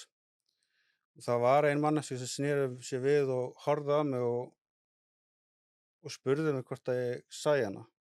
Já. Og ég alveg bara, já, þetta sé þig. Þannig að, og svo náttúrulega var þetta bara búið, ég fór tilbaka. Já. Og mér fannst þetta mjög merkileg svona reynsla allan að sjá þetta, þegar þá fór ég að hugsa sko, þú veist, þróast allt líf eins, þú veist, eru allar lífverur að þróast á þannan hátt sko, ef þú ert með eitthvað IQ, þarftu að hafa tvær hendur og 2 fætur sko, til þess að geta Og smíðaður hús með gluggum. Smíðaður hús með gluggum, sko. Já. Að þetta sé einhvers konar hið fullkomna form. Já, ég náttúrulega veit ekki, en þetta það sem ég sá, sko. Já. Síðan sem sagt annað skipti bæði að fá sem sagt að sjá eða hitta einhverjar verur sem að væri nær jörðinni. Og mér fannst eins og ég hefði verið inn í einhverju geimskipi. Ég sá ekki geimskipið, en ég var komin inn í eitthvað rými. Það var allt svona og frekar svona dimmt þarna inni, en það var allt slétt. Það var engin skörp horn eða neitt. Það var allt bara smúð. Fannst eins og þetta væri bara eins og hálfgerð marmari eða eitthvað líka. Og það var svona í miðjunni á svæðinu var svona ég kalla það bara svona eins og konsól. Ég sá ekki konsólinn sjálfan, en ég sá svona hliðina á hann. Og þar stóðu tvær þessar typical, hvað maður kallar svona the greys, sem að voru þar og voru eitthvað væflast í þessum konsól. Og ég sá ekki hendurnar á þeim, þannig að ég gat ekki sagt að þau voru með 4 putta eða 5 putta eða 8 putta. Þú sást andlitin á þeim, En ég hausana. sá hausana og önnur veran horfði á mig og ég var að reyna að tjá mig, sko. Já. Og það virtist vera eins og þeir hefðu bara engan áhuga á mér. Það var bara, þeir voru uppteknir að gera eitthvað og þeir bara... Svört augu. Svört augu, já. Ef maður skoða augum vel, þá var eins og svona, hvað maður segja, svona brúnleitir augnsteinar inni. Ef maður horfir á, tekur eins og svona eins og gler og ert með, ef þetta alveg svona tiltölulega svart og sért með svona smá brúnleitt inn í steinum. Þú sérð svona í gegnum það. Og þannig sá ég augun, sko. Svona eins og brún, hvað retna eða sem var í kring Já. Og hausinn var svona frekar stór með búkinn. Það var munnurinn var bara lítill eða nánast ekki neitt. Svo rifa bara. Já, það var bara, það var bara eins og rifa, já. Nefið var lítið og ég sá engin eyru. Það verður oft verið talað þessar litlu gráu sem einhvers konar þessuna hæbreyta eða nánast bara eins og organískir róbótar, sko. Og þá án einmitt þessara, tilfinninga eins og forvitni og skilur þetta sé bara mechanical. Það voru enga tilfinningar eða neitt. Nei, ég er að segja það. Þetta var mjög allt svona eitthvað kalt. Bara kalt og flatt, það var bara ég var að tjá mig, ég var mjög spenntur, reyna að fá einhver. Það var bara, það var ekki neitt. Nei. En þú er ekkert séð, við fórum nú líka yfir þetta eins og með sportmodell Bob Lazar, það er konsúll og það eru einmitt 3 sæti sem sagt í þessu flygildi sem Bob Lazar átti segist að hafa unnið við. Ég menn, þetta er eitthvað ákveðið flygildi, 6-8 metra breitt, erum við að tala eitthvað, þú gerir þér enga grein fyrir hversu stórt þetta flygildi hefur verið? Það hefur ekki verið stórt, sko. Ég náttúrulega veit ekki hvort það hafi verið eitthvað annað, sko. Af því að ég sá ekkert fyrir utan, ég var bara inni. En liturinn inni, var þetta svona eins og málmlitur eða? Nei, þetta var svona dökkgrátt. Dökkgrátt, já. Og já. Glansandi? Nei, það var ekki mikið glans á því. Ég tók ekki eftir því. Og svona til að bera saman stærðina, sko, þegar ég fer út í líkamann, þá er ég bara eins og, hvað maður segja, bolti, eða, ég er ekki með hendur og lappir, eða, allan hættur að skynja það núna í dag, sko. Og ég var svona svipari hæð og hæðin á konsólunum.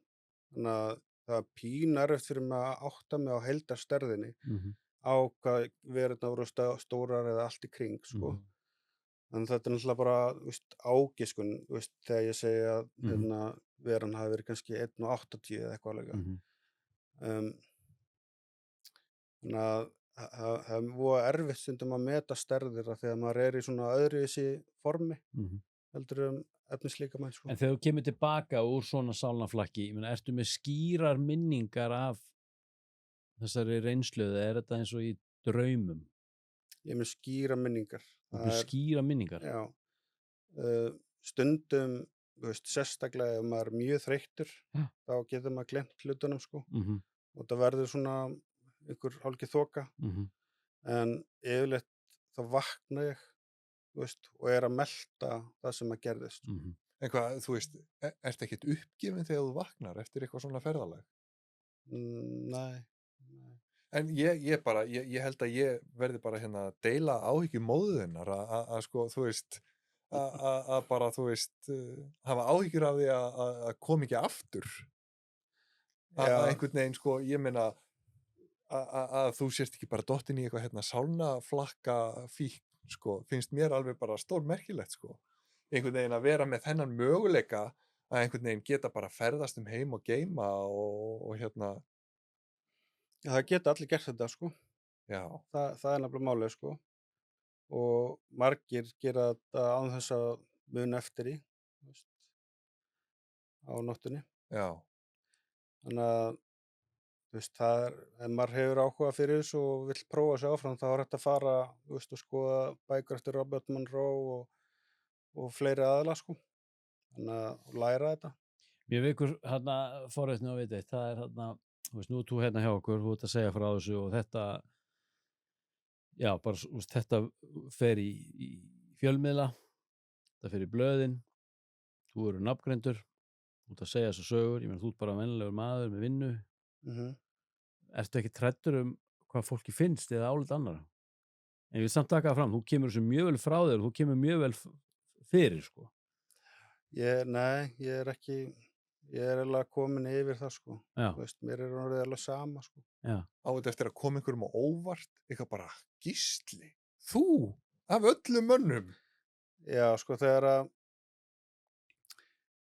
er ekkert langt síðan að ég fór að segja frá því að ég hef verið, sem sagt, svona næmur. Já. Og það voru einhverjir aðilar sem að bara, já, ert þú svona? Þetta hefur verið mín alla ævi, þú veist, ég breytist ekkert, sko. Þú veist, ég er ekkert öðruvísi á morgun heldur en ég var í gær, sko. Já. En það er bara, ég er opnari fyrir umræðin núna. Já. Já. Það er aðalega það, sko. En þetta er svo talaður hérna með að sko annarkvort geta sko rækta þessa hæfileika eða bara lokað á þá. Hvernig er það gert? Lokað á? Já. Ég reynilega veit það ekki. Ég hef ekki pælt einu svona mikið í því þegar mér finnst þetta mjög skemmtilegt. Mér finnst þetta uppbyggilegt. Ég fæ leiðbeiningar frá öðrum verum. Já. Hvort það sé englar eða hvað. Ég næ meiri tengingu við bara kærleikann. Þetta er miklu meira heldur en bara sálnaflakk, sko. Já, af því að sko, ert þú búin að vera með einhvern, þú veist, mentor í gegnum þetta ferli? Já, það er ekki þá nema bara þessi aðili sem er ekki með nafn, sko. Já. Þannig að þetta er ekki þannig að þú fórst niður í sálarrannsóknarfélag og þar var einhver miðill sem að tók þig undir sinn vendavæng og þarna leiddi þig í gegnum ferlið? Nei, það var ekkert svoleiðis. Nei. Og ég reyndi þegar ég var, sem sagt, eftir að tala á geðlækninn, sko. Þá reyndi ég að finna allt það sem að var til þetta, þú veist. Ég reyndi allan á Íslandi, sko. Og það var bara ekkert þetta, þú veist. Mikið þetta í Bandaríkjunum og svoleiðis. Þannig að ég, þú veist, keypti mér alveg aragrúa af bókum og alls konar svoleiðis stóttir í, sko. Já. En sko, síðan náttúrulega alveg til svona, getum við sagt, frægir miðlar hérna á Íslandi. Ég meina, það var frægur lækningamiðl, hann Einar á Einastöðum. Og sagan segir að meira segja ég fór til Einars á Einastöðum þegar ég var bara pínlítið barn. og var eitthvað hérna bara ælandi út í eitt, sko. Æland út í eitt, ákveður. Já, bara, Varstu veikur, eða? já, bara eitthvað smábarn og amma bara vildi endilega fara með mig til Einars og hann eitthvað bara, hérna, lagði hendur á mig og bara eitthvað, já, það er bara eitthvað, hérna, hann á eftir að jafna sig. Og svo bara jafnaði ég. Þannig að það var ekki flóknara en það. Nei. Og svo þarna held ég að dóttir hans, hún held ég að sé með einhvers konar hæfileika líka og er einhvers staðar bóndakona held ég, sem að er þá eitthvað í þessu þarna sama. Og svo var hann þarna, hvað heitir hann, þarna, hann var með þætti á Bylgjunni og Þórhallur. Þórhallur miðill. Já. Hann eitthvað þarna, fór hann ekki í eitthvað svona, lenti hann ekki í einhver svona Me Too eða eitthvað svoleiðis? Já, hann lenti í einhverju leiðinda atviki, sko. Já. En það er náttúrulega, þú veist, það sem að bara eins og miðlar, þetta er náttúrulega bara aðilar sem er að vinna með fólk. Og það er náttúrulega, þú veist, þetta er mjög mikilvægt að það sé allt bara á yfirborðinu, að það sé einhver svona dónar í gangi, sko. Já. Það er svona til dæmis eins og hérna í Sálarrannsóknarfélaginu, þar viljum við að það sé sakaskrá fyrir miðlana. Já. Þannig að þú veist, það er viljum allan að það sé gert, sko, að það sé ekkert svona Nei, engin baksaga. Engin baksaga, sko. Nei. Já. Heyrðu, mér langar að fara hérna í svona áður en við hættum þessu. Við hefum nú ekki mikið eftir. Við taka kortir í viðbót. Sko, þú talaðir þessar skrár. Mér langar svona aðeins að heyra hvað það snýst því við erum líka að fara í það í næsta þætti. Og þú sagði líka eitthvað í síman í dag, þú talaðir einhverjar kenningar sem þarna. Já, það er sko...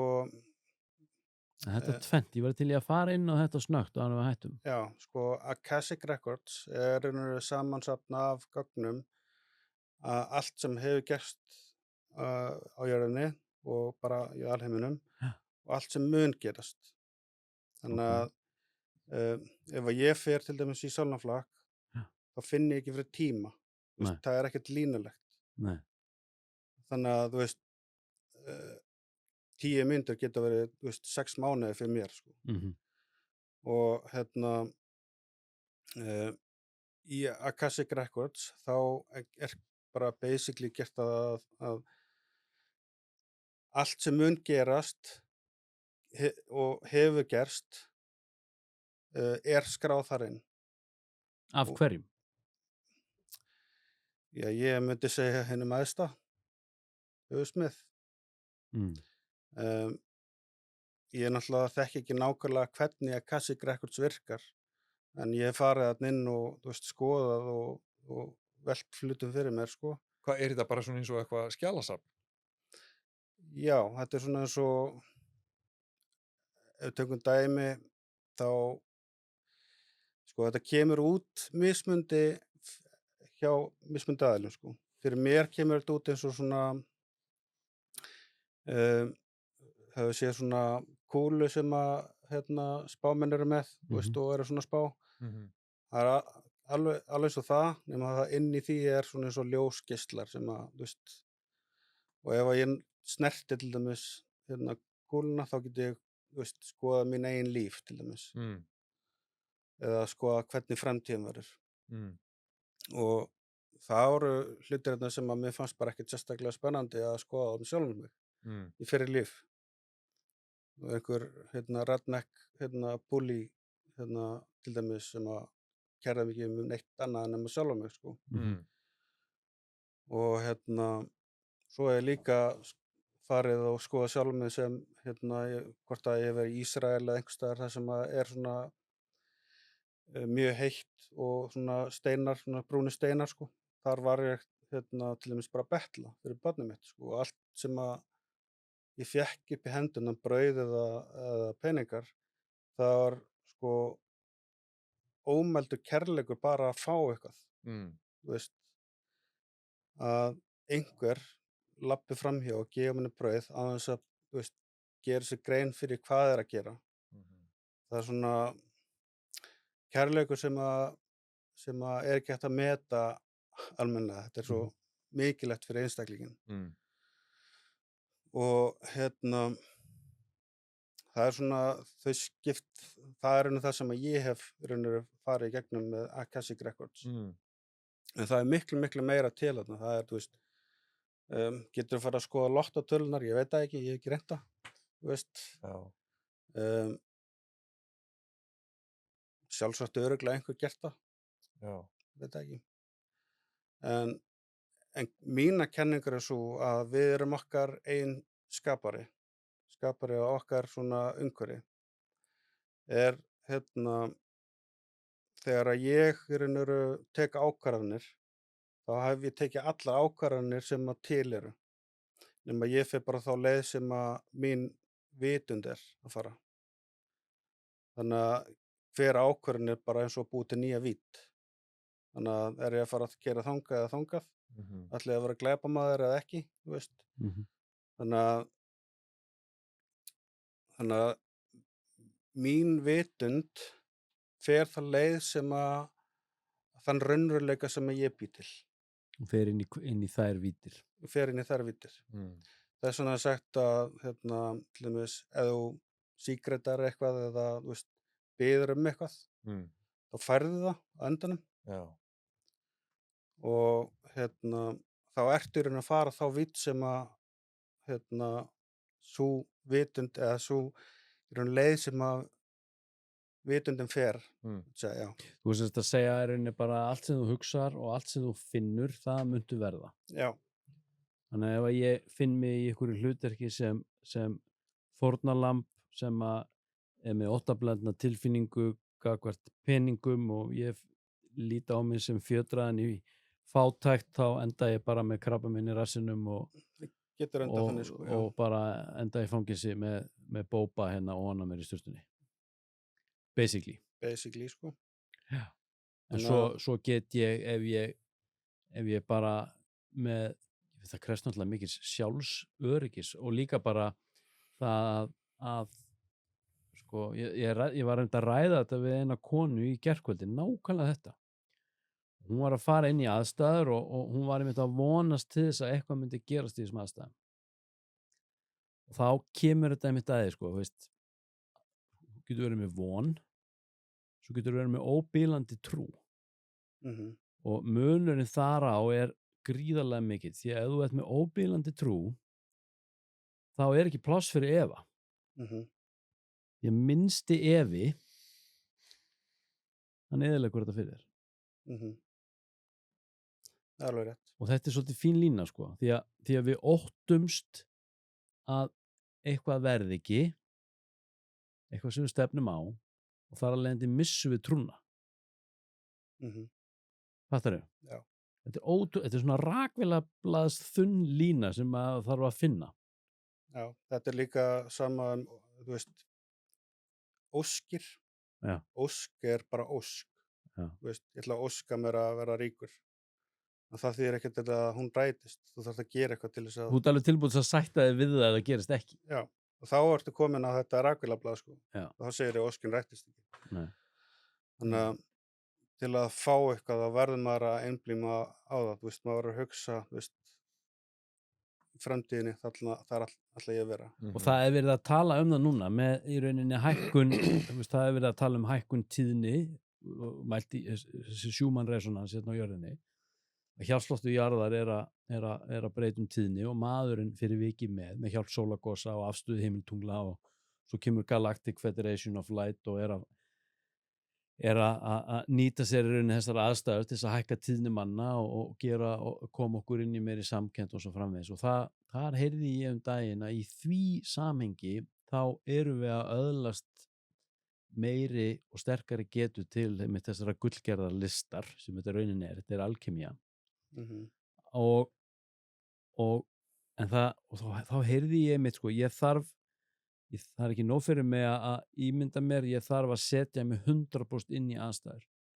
Ég þarf að sjá hvern einasta dítil og ég þarf að finna tilfinninguna sem fylgir þeim veruleika sem ég vil fara inn í. Mhm. Ég þarf að finna tilfinninguna og svo kom það síðasta og það var sko að hefði upplýsta alvald eða framkallarinn, hann gerir ekki greinamun á því sko hvort að hlutirnir hafa átt sér stað þegar þeir eiga sér stað eða þegar þú ert bara búin að segja það. Þess vegna var einmitt mælt með því að maður þarf að passa sig á yfirlýsingagleði. Mhm. Að vera ekki að segja hlutin áður en þeir svo gerast. Já, Fattaru? já. Og þetta tengdi ég svo mikið við því að ég er svo brjálæðislega, hef verið svo brjálæðislega yfirlýsingaglaður en allavega í fortíðinni og því ég heyrði þetta og ég sagði, já, ég ætti kannski að fara að temja mig meiri hógværð og draga mig aðeins tilbaka og fyrir að vera aðeins meira svona sophisticated á það hvernig ég manifestera raunveruleika. Mhm. Þetta er alveg hárrétt, sko. Já. Og það er til dæmis bara eins og þegar ég, fyrir svona 3 árum síðan, Já. þá í staðinn fyrir að ég vildi manifesta eitthvað fysiskt, þá vildi ég finna meiri kærleik, bara í öllum og í sjálfum mig líka. Já. Bara hvað er kærleikur? Já. Þetta manifestaði ég til þess að svona upp á framtíðina, til að geta átta mig á því bara að það er eina leiðin sem að er raunverulega eitthvað viti. Og þá fer maður að finna alls konar aðra hluti sem eru tengd því hvað er neikvætt sem að getur breytt þessum kærleik. Til dæmis eins og ef maður er alltaf að hugsa djúpríkið og allt þetta, Einmitt. þá getur þetta orðið til þess að, ok, það er einhver annar að stjórna mér, það verður neikvætt. Einmitt. Nákvæmlega. Þá vill ég frekar sko bara, ok, djúpríkið er þarna, en það er þeir sem að eru þar til að breyta sínu hugsunarhætti. Já. Ekki ég. Nei. Þannig maður sér einstaklinga tæta sig niður í þessari hugsun. Það getur gert í formi einhvers konar réttlátrar baráttu. Já, það er alltaf út af því að einhver annar að gera sjálfum hann eitthvað. Já. Og þetta er sama á við trú. Þannig að þú veist, ef að kristnir er reyna að sannfæra múslima að þetta sé hinn eina rétta trú, það verður neikvæðin og reiði þar á milli, skilurðu. Með vinstrið og hægrið. Þetta er með þetta er allt þar, sko. Já. Og það er bara spurning, hvernig ætlar þú að taka þessum upplýsingum inn á þig? Þú veist, viltu taka þetta sem bara hinn eiginlega sannleika að republikanar eru bestir, sko, eða viltu hafa einhverja jákvæðni og þú veist, ok, hlutinni gerast eins og gerast af því að það er einhver ástæða fyrir því.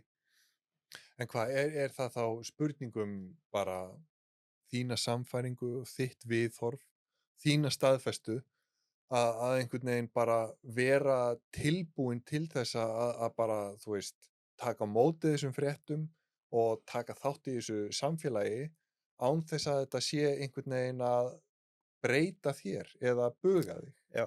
Inn í kærleiksríku miðju. Já.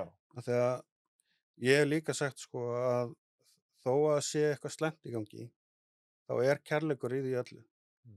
Bara hræðsla er hræðsla við að missa eitthvað sem maður er kært skilurðu. Við tölum þetta í síðasta þætti í rauninni eðli krabbameins. Það fór nú ekki vel í alla ég held að ég hef sagt það hérna í þessum stóla, það er viss fegurð í krabbameini og það er kærleikur í rauninni sem býr þar á baki ef þú fer að skoða í rauninni ferlið sem slíkt. Já, og það er, þú veist, eins og allt sem að er slæmt, eins og það sem að bara fyrir mitt leyti, þá þú veist, ég lent í kynferðisofbeldi og ég lent í einelti og allt þetta og ég veit að þetta hljómar svolítið kjánalega að þú veist, allt þetta neikvæða sem hefur komið fyrir mig eru litla gjafir og ég nýti það frekar á jákvæðan hátt í dag til þess að gera góða hluti heldur en að brjóta mig sjálf niður, vegna þess að ef ég er að brjóta mig sjálf niður þá er sá sem að gerði eitthvað við mig, hann er ennþá með tökin í mér. Hann er bara Guð. Hann er bara Guð og og þá mun ég aldrei losna, sko. En svo þetta líka bara allt sem fyrirgefningin gerist fyrir okkur, þetta út frá gefnum forsendum. Ég meina, ef þú hefðir ekkert að lenda í kynferðislega ofbeldi, þá hefur obviously ekki lent í kynferðislega ofbeldi. Þannig að það er það ásætti á raunveruleikann sem á sér stað. Það er einhver fossa. Það er eitthvað sem leiðir þig og gerandan í einhverjar aðstæður þar sem að það þarf að fara að skóla eitthvað til að einhverju leyti. Já. Einhver lærdómur sem má draga úr þessari reynslu. Já. Og, þú veist, og ég get ekkert verið að kenna að gera þetta af því að hann hefur kannski lent í því sjálfur. Honum hefur kannski fundist það bara eðlilegt. Já. En það er kannski ekki megin markmiðið, en það er, það er hvernig ég tek þetta inn á mig. Já.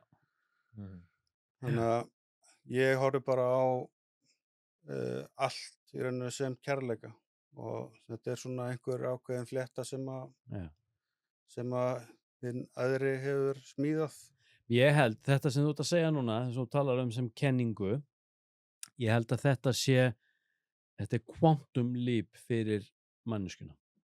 Ég held við stöndum akkúrat á þessum tímapunkti núna sem manneskjur, einstaklingar, að þetta er utterly groundbreaking, að við komumst í tengingu við í rauninni þennan sanna og hreina sköpunarkraft. Þetta er hreinn og sannur sköpunarkraftur og við áttum okkur á í rauninni mættinum sem hver og einn býr yfir. Hvað var það sköpun? Já. Við getum risið upp úr hvaða ösku sem er og við getum farið hvert sem við viljum inn í hvaða vittir sem er, því þær eru bara allt í kringum okkur, við þurfum bara að velja. En þetta krefst trúar. Við þurfum að trúa og við þurfum að rækta andan í okkur. Það er það, við þurfum að gera það, já. Það er búið að vera ógeðslega gaman að heyri þér og tala við þig. Já, takk fyrir það. Það var frábært að vera hérna. Já, mjög skemmtilegt. Takk fyrir boðið. Já, bara velkomin.